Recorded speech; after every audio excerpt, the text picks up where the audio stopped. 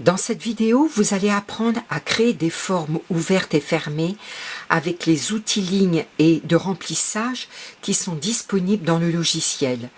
Pour la version 10 comme pour la version Next, les outils sont identiques, seules les commandes diffèrent.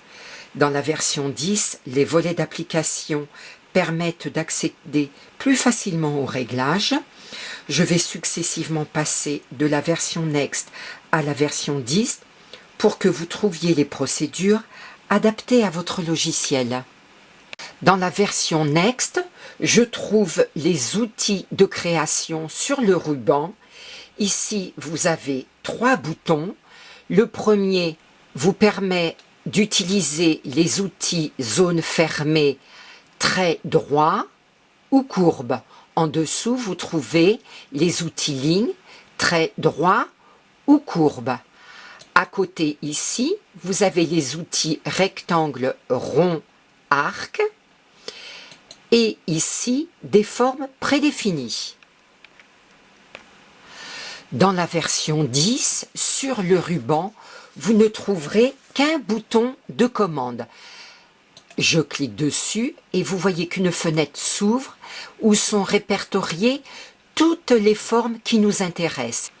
Nous voici à nouveau dans la version Next du logiciel. Vous retrouvez le Père Noël qui a fait l'objet d'une vidéo dans la piqûre automatique. Nous allons voir comment créer les formes en respectant ici les contours. Je vous rappelle que c'est une image qui vous est présentée ici.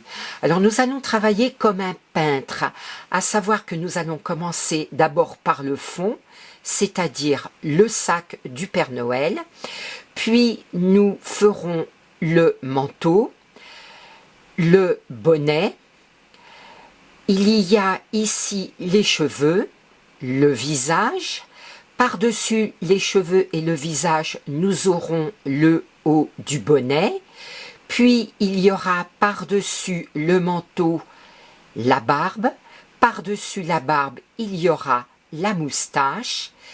Nous continuerons par la ceinture, les chaussures. Le pantalon sera fait avant la bande ici du manteau. Et nous terminerons enfin par les détails, les sourcils, les yeux. Ici, dans la version Next, j'ai agrandi au maximum l'image de façon à pouvoir suivre très correctement le tour ici de mon sac. Je vais chercher mon outil ligne zone et je prends l'outil fermé courbe. Vous avez 2 onglets ici qui s'ouvrent. En haut, vous avez le contour. Si je ne souhaite pas broder le contour du sac, je clique sur la petite icône et vous voyez que le pourtour est supprimé. Par contre, je vais conserver ici le point de remplissage. Je vais cliquer sur la petite bobine. Le nuancier s'ouvre et je vais choisir la couleur marron clair. Maintenant, je vais faire le tour du sac en partant de ce point. Je clique, je clique, je clique. Vous voyez qu'il y a un angle qui se forme entre cette partie-là et le petit rond, donc je clique, et pour pouvoir former un angle, je reste sur le point, je clique à nouveau, et je vais fermer l'arrondi.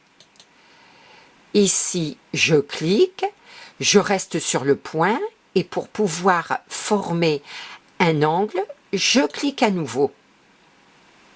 Voilà. Maintenant, le reste du contour est en arrondi, donc il est très vite formé. Ici, je veux faire un angle, je clique à nouveau, je clique, je veux à nouveau faire un angle, je clique, et je fais très attention de ne pas double-cliquer trop vite, sinon la forme va se fermer prématurément et je serai obligée de recommencer. Voilà, j'ai cliqué prématurément et voilà ce que j'obtiens. Ma forme n'est pas bonne, donc je recommence. Je vais chercher mon outil de sélection, je clique droit sur la souris, effacer. Voilà, mon sac a été créé.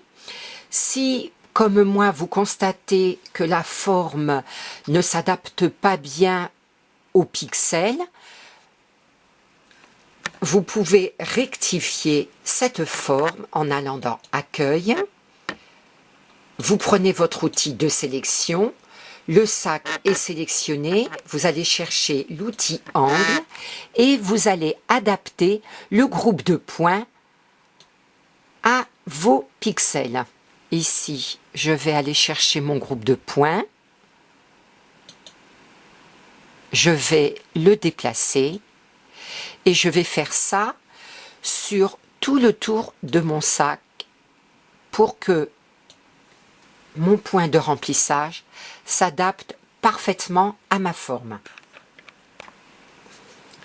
Voilà, mon sac s'adapte à mon image.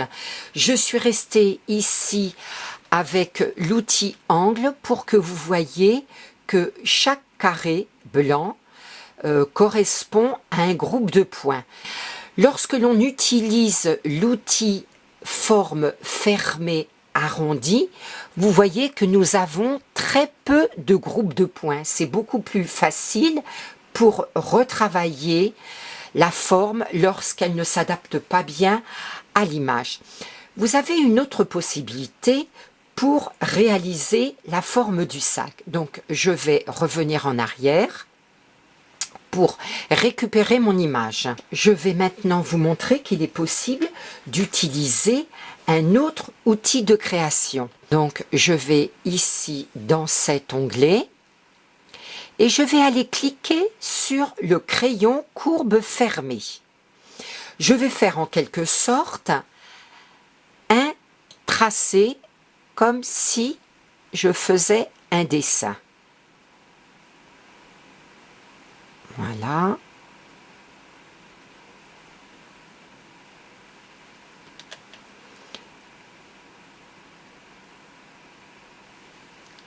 Alors, si vous avez une bonne dextérité de l'outil, c'est vrai que c'est plus rapide.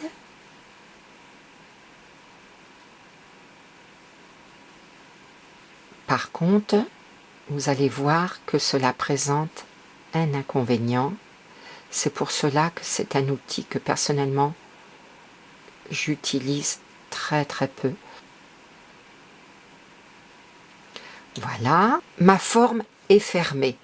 Bon, je peux aller chercher mon outil Angle et rectifier les endroits qui ne couvrent pas les pixels. Par contre, si je vais chercher mon outil de sélection et mon outil Angle, vous allez voir que je vais avoir beaucoup plus de groupes de points. Et là, pour rectifier ma forme, le travail va être un petit peu plus long. Donc, à vous de choisir l'outil qui convient à votre main. Nous voici dans la version 10 du logiciel. Je clique sur ce bouton Forme. Je vais chercher cet outil. Et de la même façon, je vais faire le tour du sac. Alors, je vous rappelle que si vous ne souhaitez pas broder le contour, vous cliquez sur cette petite icône, vous cliquez sur non cousu et le contour disparaît. Je vais chercher en point de remplissage la couleur marron clair et de la même façon que dans le Next, je vais faire le tour de mon sac. J'ai rempli la forme de mon sac. Je peux, si je le souhaite, modifier les groupes de points pour que le point de remplissage s'adapte bien aux pixels. Donc, j'ai pris mon outil de sélection. Je vais chercher mon outil Angle et vous allez voir que une flèche va apparaître et qui ne figure pas dans la version Next. Eh bien, cette flèche, c'est la flèche de direction du point. nous verrons cette étape ultérieurement. Je vous rappelle également que vous pouvez, si vous le souhaitez, utiliser l'outil crayon avec les inconvénients que ça représente, comme j'ai pu vous l'expliquer dans la version Next. Je vais maintenant remplir les formes. Pour la forme des cheveux, je vais vous montrer qu'il est possible d'utiliser une forme prédéfinie. Donc je vais dans Accueil, je clique sur Forme et je vais aller chercher le rectangle. Voilà. Je le tire. Je vais chercher l'outil angle et je vais tirer mes groupes de points de façon à ce que la forme s'adapte au dessin des cheveux. Je vais faire la même chose pour le bas du bonnet. Je vais dans Accueil, je vais chercher le rectangle. Je vais prendre la bobine gris clair. Je vais tirer la forme et je vais adapter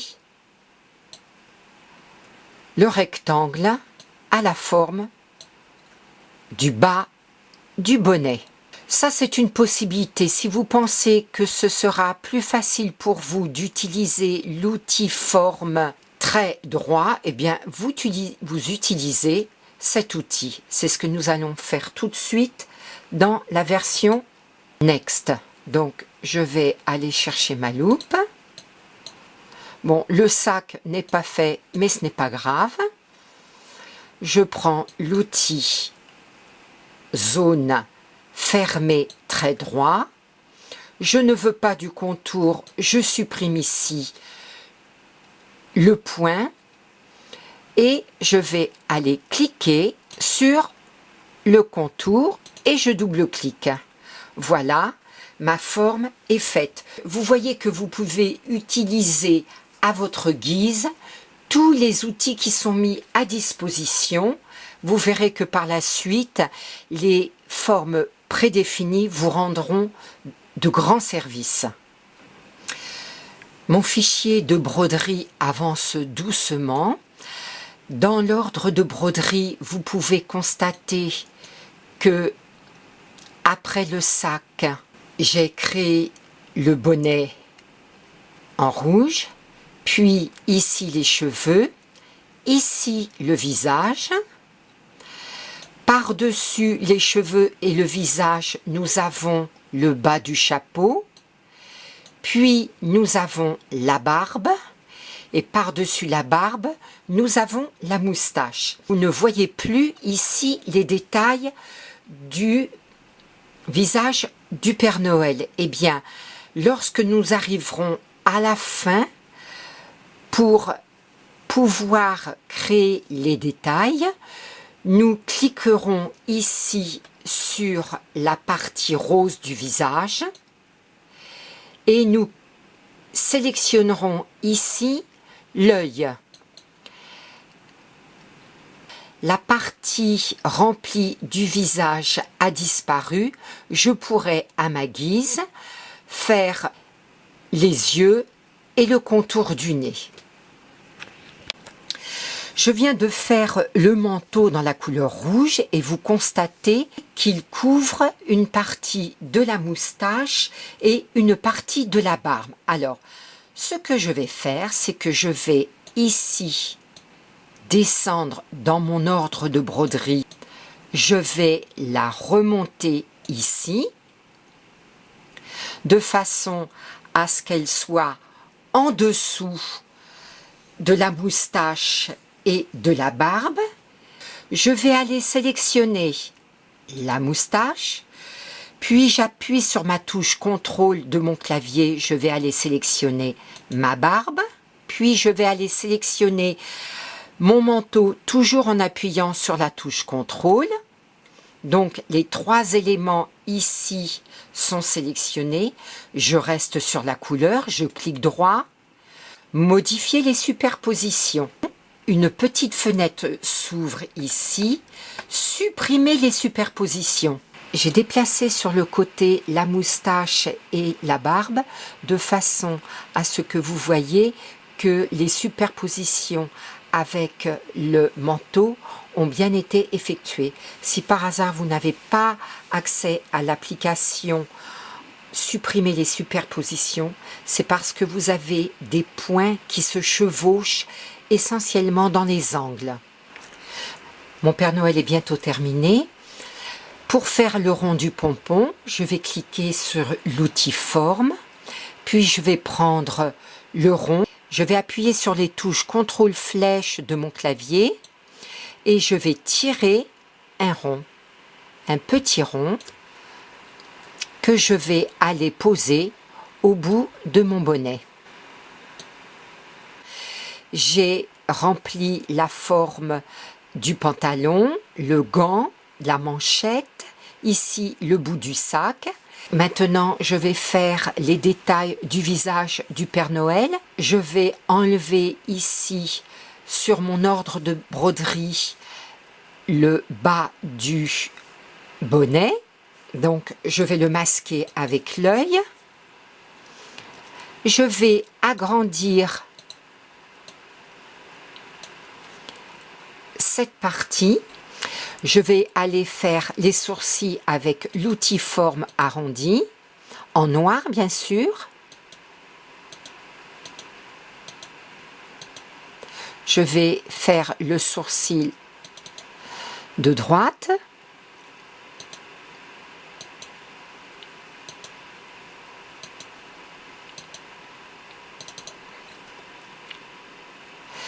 Pour les yeux, je vais prendre l'outil ovale, ici.